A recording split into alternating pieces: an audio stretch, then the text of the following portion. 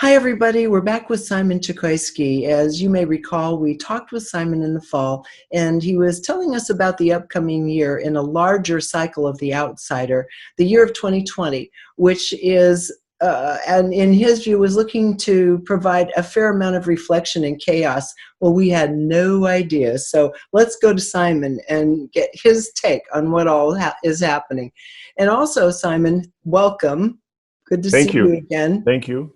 Um, you're when we talked in the fall, could you have possibly foreseen anything quite as dramatic as what has transpired?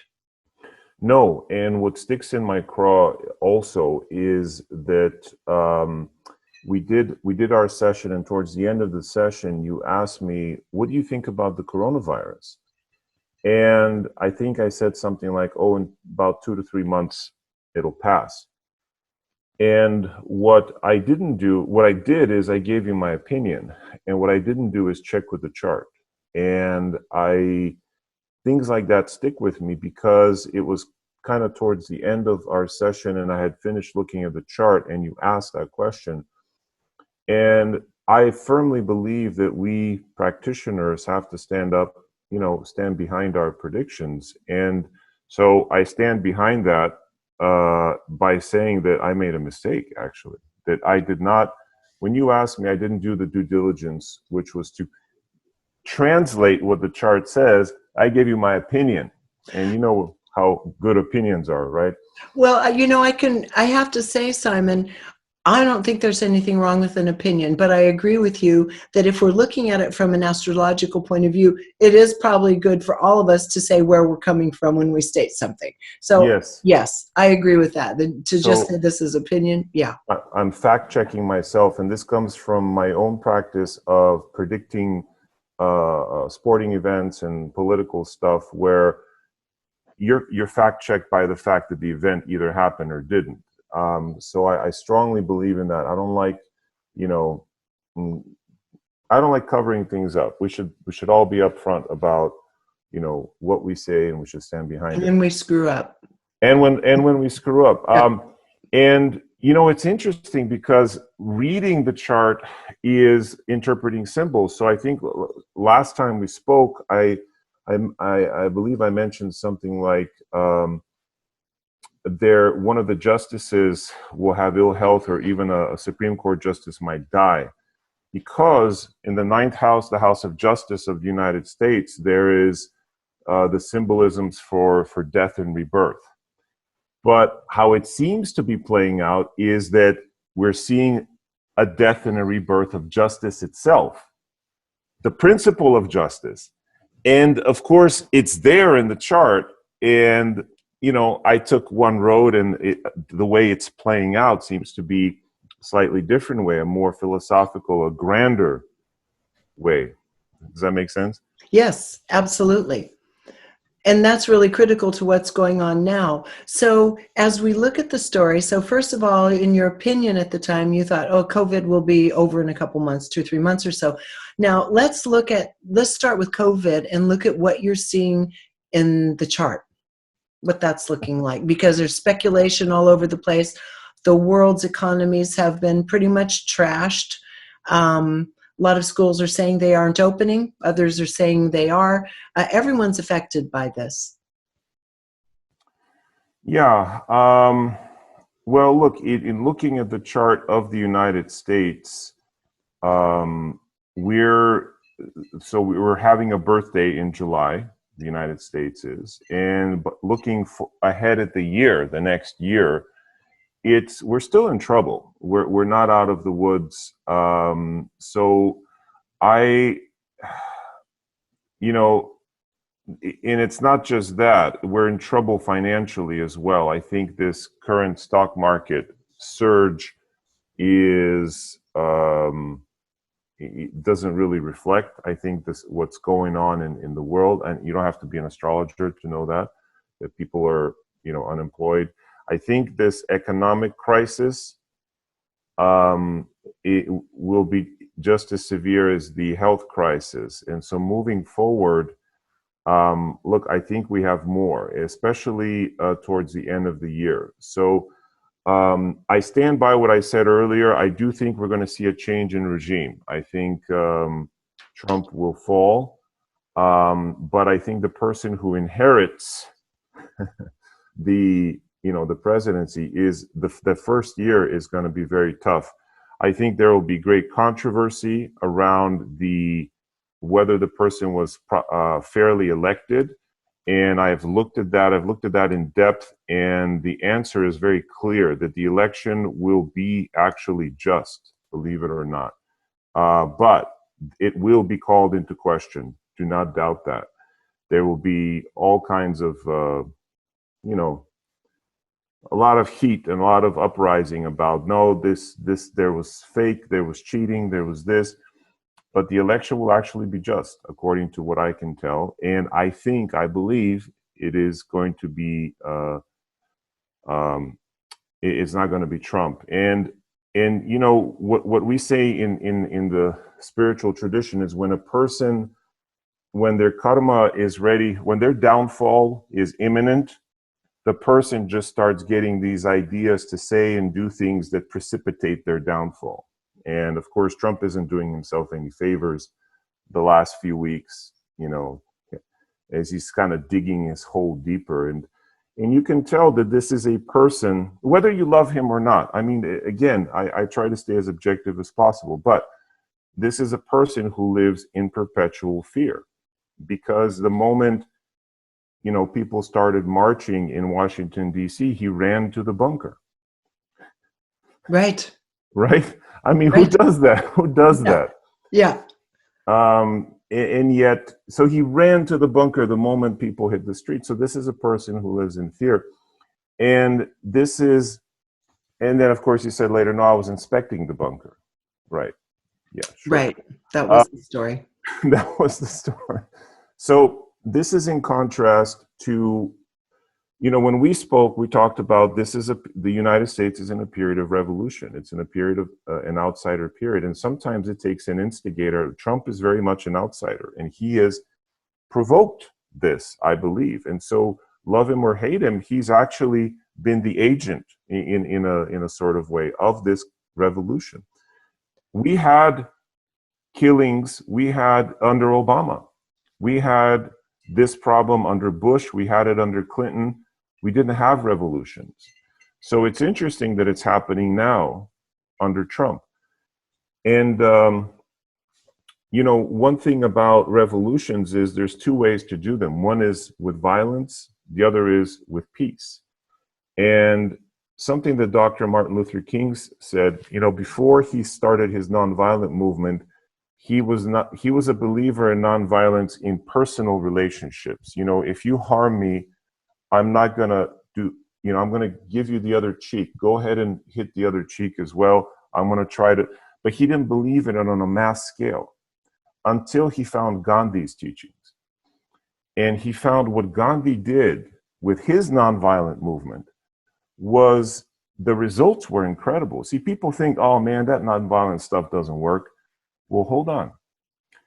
The first revolution in India in the mid-1800s, 1 million Indians died, as well as tens of thousands of Europeans and British. Million. In the mid-20th century, with Gandhi's nonviolent revolution, guess how many deaths there were? How many? 1,000. Yes, people still died. People died. There were casualties. There was suffering, but 1,000 compared to 1 million.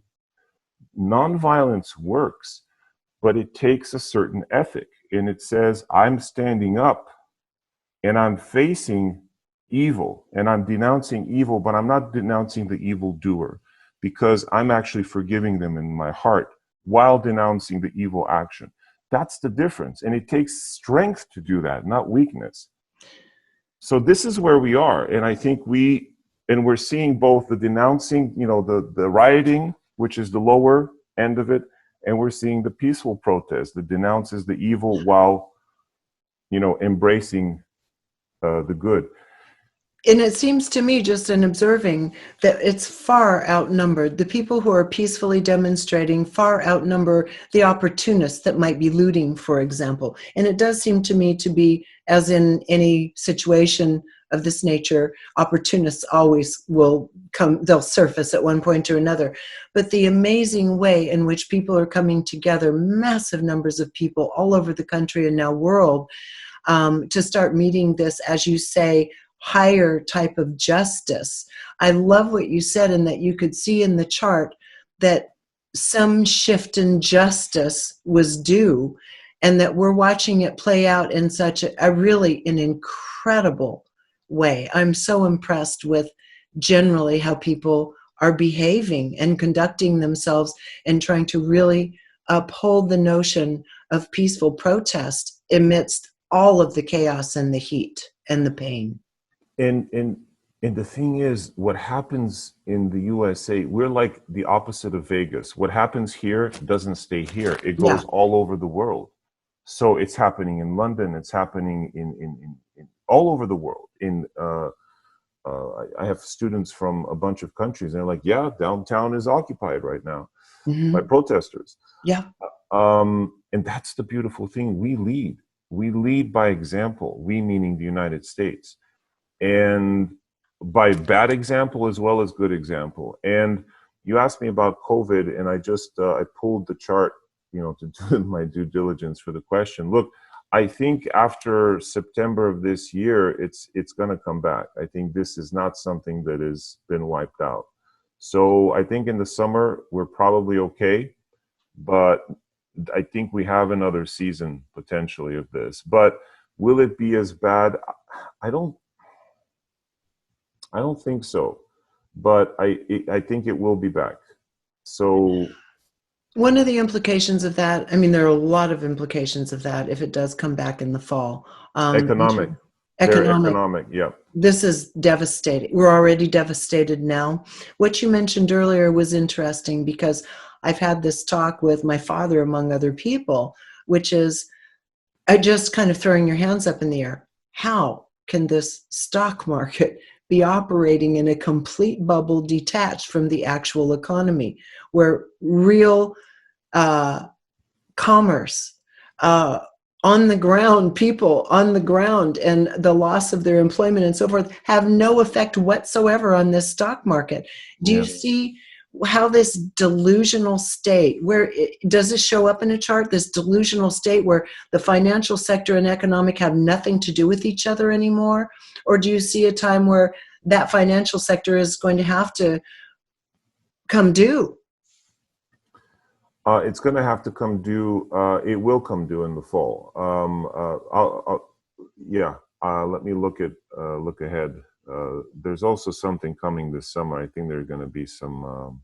Well, you take a peek at that. I'll just say, I mean, I ask this because people are looking at it thinking, gee, do I stay on this kind of merry bandwagon of the stock market and just keep throwing my money in it? It's doing great. And I keep saying, it can't continue doing great. It's detached from any empirical reality. So that's why I think this is important, because people may delusionally be following this along because it looks to be healthy. I mean, this is the one thing that Trump also points to is, hey, the stock market's doing great. I'm absolutely flabbergasted. This is the first time I've ever seen the market do, quote, well when Rome is burning. So tell us what you're seeing there. Well, well, so first of all, I mean, this is not a chart perspective, but probably what's happening is that there's a lot of aid that's going towards these companies, and they're buying back their stocks and pumping up to the tune of trillions. Yeah. So, I mean, we know that's happening. It's and even the farm bills, that the money that was given to support farmers has mostly gone to the giant mega farm corporations, and there are smaller farmers who the rate of suicide has tripled, because they can't, they're losing their farms and they're literally killing themselves, while most of the money is going to the big mega agribusiness. So there's great iniquity there, and I think that's part of the reason that it's being propped up. That's my opinion based Well, on it is what I read. to trillions of dollars, the tune of trillions, while the rest of the people struggle. So do you see a time where that has to be reconciled, where you can't just print trillions? Some people have speculated that the Fed may print anywhere up to 10 to 20 trillion dollars to keep this thing going. In terms of the astrological view, does that look viable as an option? Because some would say, yeah, sure, why can't they just keep printing and then forgive all the debt one day? No one will ever be able to pay this debt off. Yeah. And well, and the other theory is if everyone is printing, then it's like everyone is, every country is doing that. So in a sense, we're all still relatively True. equal. Mm-hmm. But no, look, I mean, I said before, I think next year, especially right around and after the election, there will be a time of economic reckoning. So later this year, there's going to be little bubbles in January, February of prosperity. But then starting March of 2021, April, May does not look good. So it'll start around the election. There'll be a little boost, I think, in January, February, but then next spring also doesn't look good. Look, I think generally speaking, starting this fall, the repercussions will start to be felt and into next spring. So this is a long-term thing. And if you are in the stock market and you're making a killing right now, this is not investment advice, but consider that the long term may be bearish. Long term meaning within the next 12 months. Okay. Now, in terms of the social implications, where people have been, yes, isolated from one another. I mean, kids haven't been able to go to school and play out in the playground. That's kind of over for the moment, it appears, especially if this comes back in the fall. So normal social interaction among young people, really young people all the way up to 40 years of age, has been extremely challenged. But at the same time, we've had this kind of, you can also on the positive end say, a period of grace and stillness enough to look at what matters to us. And we've talked about this. It's almost become a cliche. I mean, we see a lot of TV ads about people making the best of it. But I'm saying in a very real sense, looking at it psychically as the opportunity for maturity. Yeah. Yes, I agree. And look, I think this summer, as I'm looking at the chart now, I think things this summer are going to get worse before they get better. Even in what respect? In two respects. So Mars in the fourth house. The fourth house of the country's chart indicates the home. It indicates the weather, and the weather in general. And so Mars there in a very difficult position indicates a heat wave. It indicates, and like soon, let me see, basically mid-June through mid-July. So this is like in a month. Is that metaphorical or physical, like a heat wave globally? Physical. No, and this is just the United States I'm looking at. So look, this is probably not stepping out too far, but it could be forest fires, could be, it's a heat wave in a water sign. So places by the water like California or others. But the other thing that so the weather looks to be probably inordinately hot, more so than normal.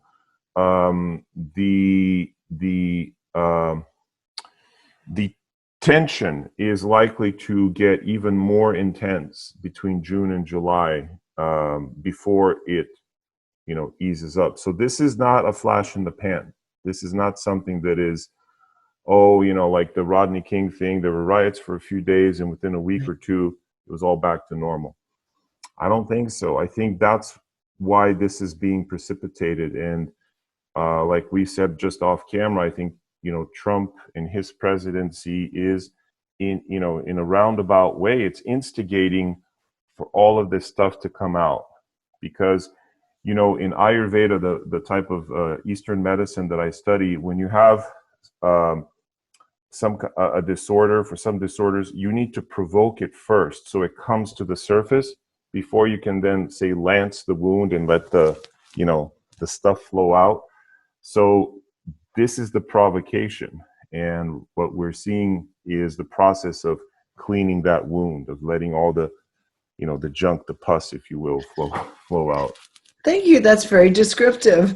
I have to say, though, this is absolutely true. We're all witnessing it. And at this moment, I don't know what's going to be happening around the corner. I think everyone has this trepidation just walking through the world now, waiting for the other shoe to drop. Everything looks different. Everything is different now. We have entered a new world. And, you know, I've done a couple interviews recently, including one with Carl Kalaman, who does the Mayan calendar, the plumed serpent, and the waves of consciousness, which really is another system. I think you can liken it also to the Vedic system and the yugas and the cycles of consciousness, waves of consciousness. And one thing that people get wrapped up in when we talk about these cycles and waves is that when you hear we're in the downside of a sine wave, that we're going to blast ourselves somehow back to the Stone Ages. But I don't think that's how it works. It depends on the prevailing consciousness, the endemic consciousness at the beginning, at any point in a wave of consciousness that's happening. Just as you say, this is an outsider wave for 18 years. This is a wave of revolution and challenge within it. That doesn't mean it necessarily has to go to the lowest possible place. Can you explain how you view it? It's not a sine wave. If you turn a sine wave up and you make it 3D, it's a spiral. True. So, and that's like the DNA, the double helix. So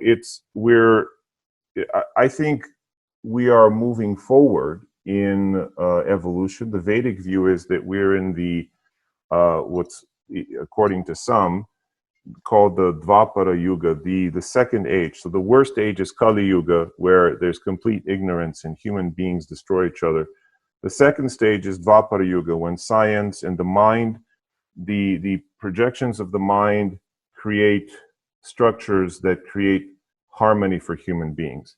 Then the next stage after that is where the spiritual projections create. So we're not quite there yet, but we're in that second stage and we're evolving up. So it's our technology that's creating peace for us. It's, you know, and comfort and so on.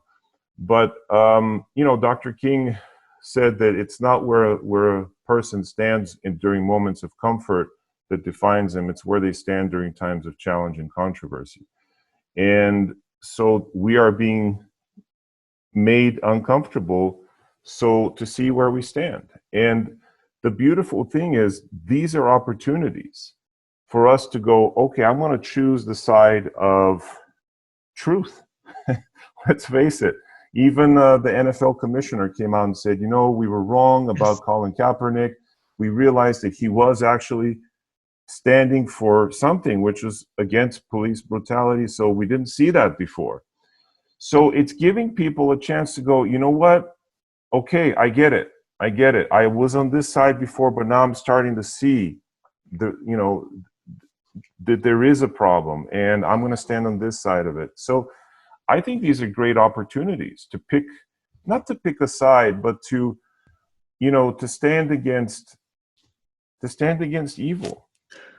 I couldn't agree more. And even like in the case of the NFL, some people have said, yeah, well, it's political expediency because they're losing market share. Okay, so what? My feeling is, so what? Whatever it takes for a person to have to say, I'm going to walk that back. And then watch how life blossoms around having made that decision, even if it's for political expediency. And I agree with you, Simon, in terms of taking the sine wave and turning it on its side.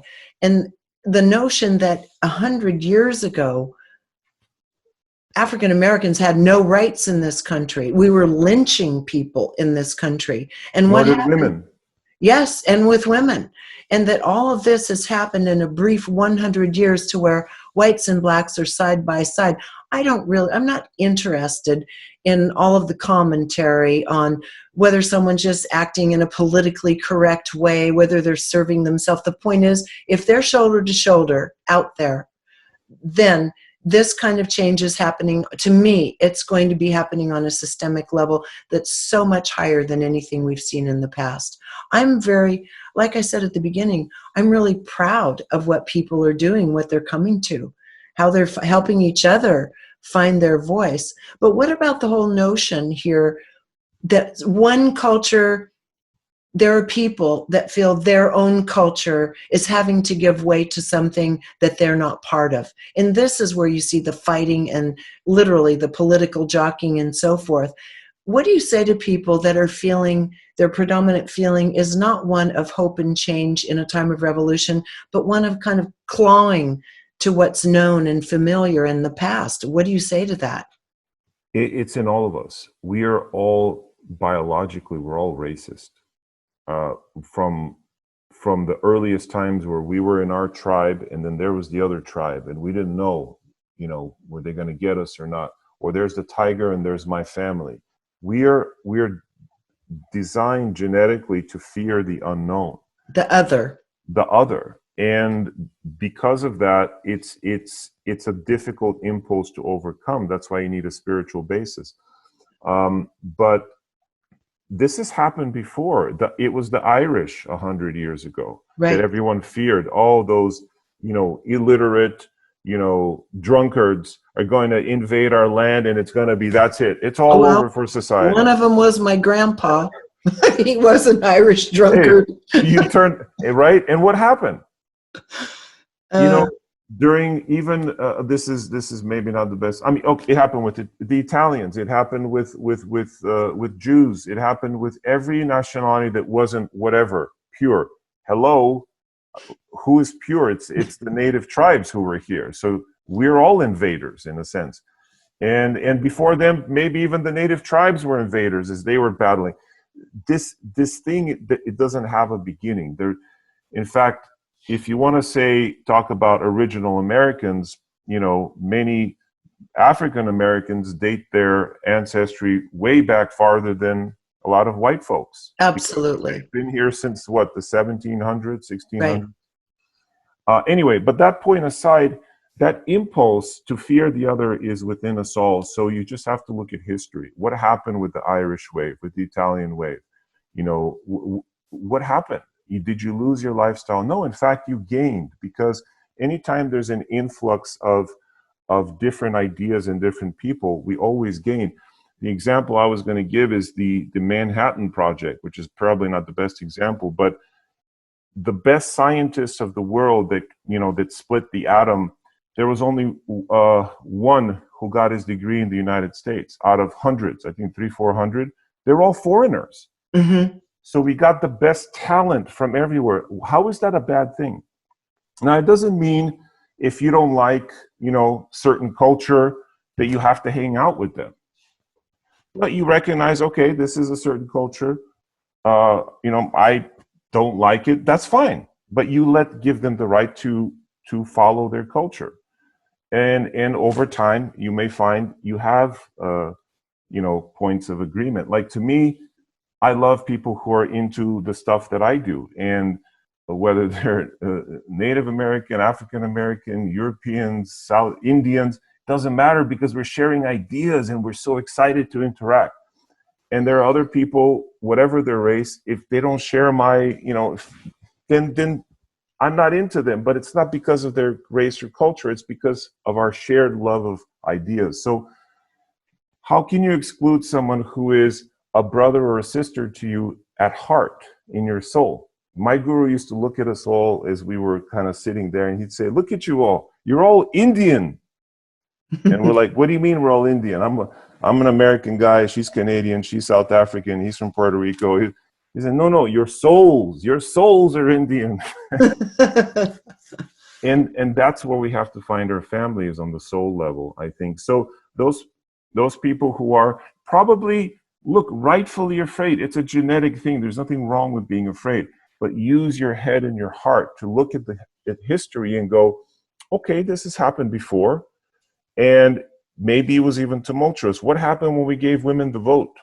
Did that, many men feared, oh, that's it, we're going to lose all our power, that's it. Hello. Just look at history. And that's one of the issues. We don't have education. A lot of Europeans I talk to, they marvel at and I hate to say it, I'm not ragging, I'm American, was born here, but I've lived in Europe. They have a far better education system, at least in the beginning stages. All the kids know how to multiply by first grade or second grade, tops. They know history, and so we don't. We forget our history, and we repeat the same kind of issues. So my answer is look at history. And have we become richer or poorer for having integrated different cultures, women, gays, and for having instituted human rights laws like child labor laws, things we take for granted right now, guys. Like children under a certain age can't be forced to work. It seems barbaric to us. 100 years ago, it was normal. Right. And corporations are saying, hey, we're going to lose no, the economy is going to crash. We need them. Hello. I hope you're enjoying this video, because if you are, there are dozens more like it on my site, all supported by people like you.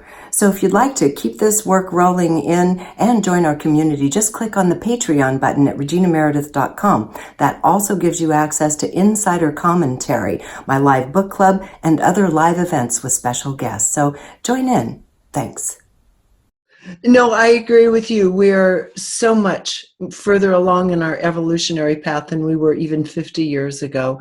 And so as uncomfortable as everything is right now, I think that there's always a point at which people feel they're having to give up something for the unknown. And again, this whole period of time, as you describe it for people who haven't seen our other interviews, describe this period from 2015 to, I believe, 2033, what this opportunity is as the period of the outsider, and at least for those in the United States. But this is a global event that's happening. This, as you say, oftentimes it happens in the U.S. and kind of trickles out, but this is global. So let's look at it maybe that way. Yeah, we are in a period of the dragon, and the dragon is the north node of the moon, the point in the sky at which eclipses happen. And in fact, we just had an eclipse a few days ago, Thursday, Friday of last week. That would have been the 6th and the 7th. And eclipses are about what are you willing to let go in your life. Eclipses bring tremendous fear. And so this period is about a period of fear, because we're all going to be forced to let go of something. It happens to every human, by the way. You get old, you have to let go of your career, of your health. Well, I used to be able to slam dunk a ball, now my knees hurt. You got to let go of that, your attachment to it. You got to let go of the old 50s hits, on the radio, and because they're your comfort. You don't have to fully let them go, but the point is, do you have to let go so that you can evolve? And that's what this period is about. On the good side, it will bring tremendous revolution in terms of technology, in terms of artificial intelligence, tremendous leaps and bounds in DNA, so science, advanced science and advanced technology. On the negative side, it will make us all susceptible to those things. So people will lose jobs because of technology. There's no doubt about that. People will also be probably under more surveillance, if I'm being honest, because the dragon is this thing that is up in the sky and it looks at all of you and you can't help it. You can't hide. It's got this kind of X-ray vision. But the main thing is that it's an outsider period, so outsider voices will be heard. It started with Trump, and he voiced a concern that people weren't listening to, which was white, especially poor white Americans who felt they weren't being heard. And he brought their voice to the forefront. But it's not going to stay at just that. So we're seeing the next wave now, which is, hey, there are also underprivileged Black voices that need to be heard. And I warrant that there will be other minority groups during this time that come up and ask for recognition, because we have to see the problem. What Dr. King also said is that peace is not about the lack of tension. It's about living with justice. Yeah. So if you're a battered woman or a battered child in a family and you just kind of keep it quiet, that's not peace. Peace is justice, where all of this stuff comes out and it's adjudicated correctly. So we're in that period of all of the stuff that's festering inside, it's coming out. And our political leaders are, you know, wittingly or unwittingly part of the process. And whether we love them or hate them, they are instigating the process. So you just have to stand for what is truth. Gandhi called it satyagraha, holding on to truth, and letting that be your guide. One other question here, Simon. One of the things people are concerned about is the notion that they are going to have mandated, they have their health mandated in terms of vaccines and such. And this is going to end up being a very big issue, I think, if that does happen. Now, I feel, this is just my intuition or just my feeling, that it probably won't go that far. And I want to know if the chart also reflects that sentiment. There's too much of a rebellious streak right now. Yeah. The more people meaning people in authority, government tries to impose, you have to do this. Yes. The more it's gonna explode in their face. So yeah, I mean, I see it. You know, the first reaction of authority to revolution is to contract, you know, to go, no, stop it, send the police. Right. But the moment they see that's not working, they're forced into a position of bargaining. And so I don't think so. I don't think that's gonna. So actually what's happening in terms of the protests over racial inequity may very well be the thing that protects against further incursion into our rights, including vaccines, trying to mandate vaccines in the future. I think people would find that comforting to hear. Yeah. I don't think it's going to go that far. And I think the country after November of this year is going to have its own problems. Among them, look, I think there's an enemy rising in the U.S. is going to have, like, the chart shows this looming, giant, powerful planet, Saturn, looming above the U.S. So there's a new threat, and it could very well be China, that starting, I think, September of this year. So again, everything kind of around the fall, end of the summer, fall of this year, there's a rise of a new enemy. I hate to sound like a new Star Wars, you know, preview, but the rise of the new enemy. Well, you're not an alarmist by nature, so when you're saying this, I take it at what you're saying.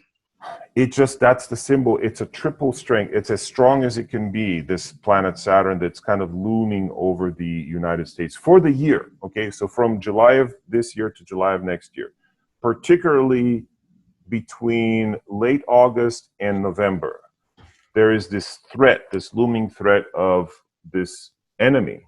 And I'm afraid that it's going to begin to dominate the conversation the farther into the year we go. So forcing vaccines on the public, I think that's... We have bigger problems as well. well. There are too many other things that are going to be going on. Yeah. Well, there's the good news and the bad news for you. Yeah. But, oh my gosh. But yeah, we're not out of the woods, and I do think there will be a resurgence of this COVID thing. I hate to say it, but it's... Let me ask you this. Do you think it's going to be an organic resurgence of it, or do you think it will be somehow propagated artificially? I'm just reading what I'm seeing in the chart here. So this is doing my best to interpret what this says, which is that I don't think this will be something artificial that comes not willingly artificially. So I think it's going to be organic, but this idea of it could be that, God, I hate to even put this into words, but that another country or another power, you know, sends people over here who are infected to do this. So I don't know if that's what you mean by artificial, but that's what I see. I don't see it happening like our country or our government artificially making this. No, I don't see that. Not at all. But it is possible that there is like an infection or invasion, if you will, from outside, and from a outside malicious kind of source. It can even that's what I see as artificial, not something necessarily created in a lab that someone sprays, but that they send people over who are infected. Could Or this even, have not, even unwittingly people come over who are infected. Sorry, go ahead. okay. Then is it possible, and I'm not trying to just do a conspiracy theory, it's just like yes or no. Is it possible that whoever this rising enemy, so to speak, is, could have something to do with reintroduction, or are those two things completely separate from what you're saying? They're not completely separate. It's very possible, yes. Okay. And so, God, I hate to say that, bring that into the consciousness, but I don't think it's something that will come from us and from the US, where someone maliciously, intentionally releases something here. No, it would be a foreign thing. Okay. Well, Simon, there's so much to think about just in what you've already said here.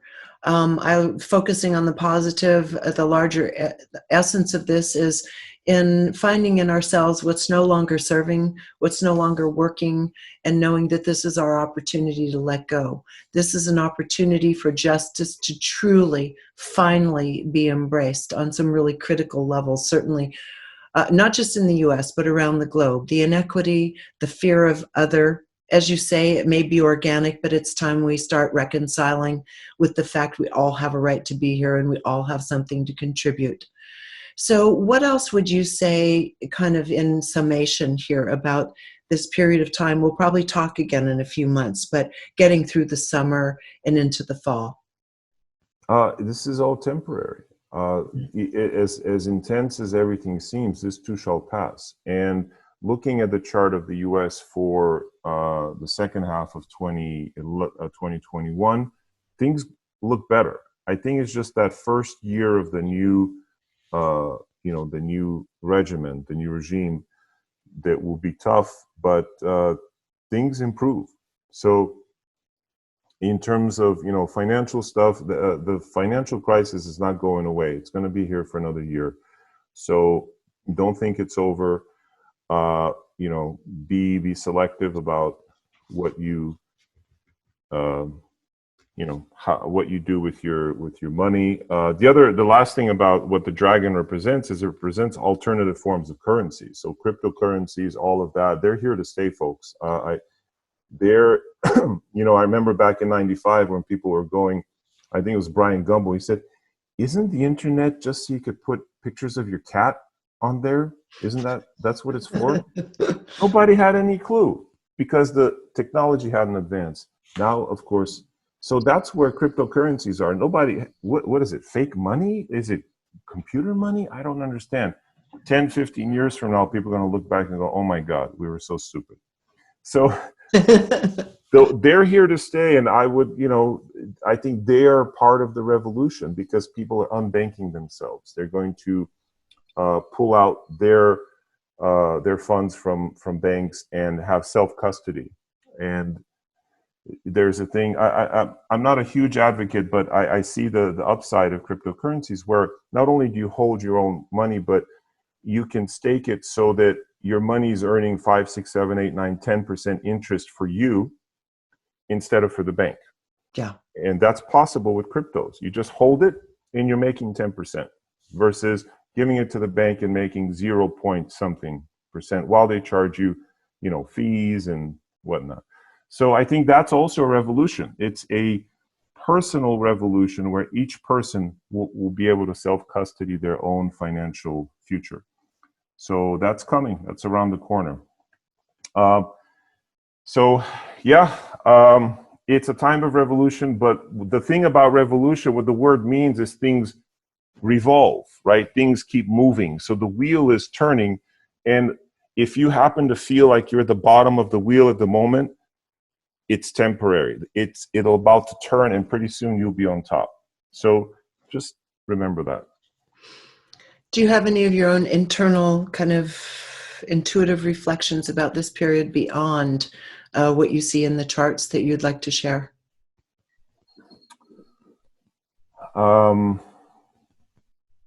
That's a good question.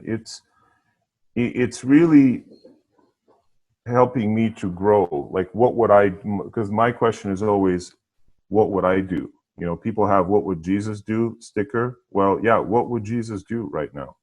And so I'm asking that myself, what would Jesus do at the moment? And how can I align myself with that? And so that's my spiritual growth. Again, this is a tremendous time for spiritual growth. Spiritual growth is very difficult when everything is going fine, when there is no tension, when there's comfort. You know, this is the time for spiritual growth. So I've started a new exercise program, a new meditation program, all right now because of this. I was too comfortable before. I love it. Zeus and I have been going through the same thing, just trying to let go of the stuff that hasn't served. And I think he's trying to row 1,000,000 meters in some relatively short period of time. Rowing, yes. So I've started bicycling every morning. I never used to, but there was only one place open during COVID. So I just bicycled there every day, inadvertently making these choices that actually feel so much better than what we were doing before. And so I really appreciate what you had to say. True, we grow through pressure, like most things. There are always things in our environment that are threatening us. Ayurveda medicine deals with this. There's 5G, there's xenoestrogens, there's pesticides, there's Monsanto, GMO food. And when people would bring this up, my gurus, my teachers would always say, this will always be around. Right. You have to strengthen yourself so that your field is strong enough to burn, like the atmosphere of the earth, to burn all of those invading forces. And what some people are focused on is the invading forces. Oh, 5G, government's going to get us. And they may be right, but that's not the point. The point is what Jesus said, give unto Caesar what is Caesar's. You know, that system is in place. You focus on your spirit, build your shield, your energy, so you can burn all that stuff up. Does that make sense? I appreciate that, Simon. Yes, thank you so much, Simon. And if you don't mind, we'll be back maybe toward the fall, see where we've been and where we're headed, okay? Thank you.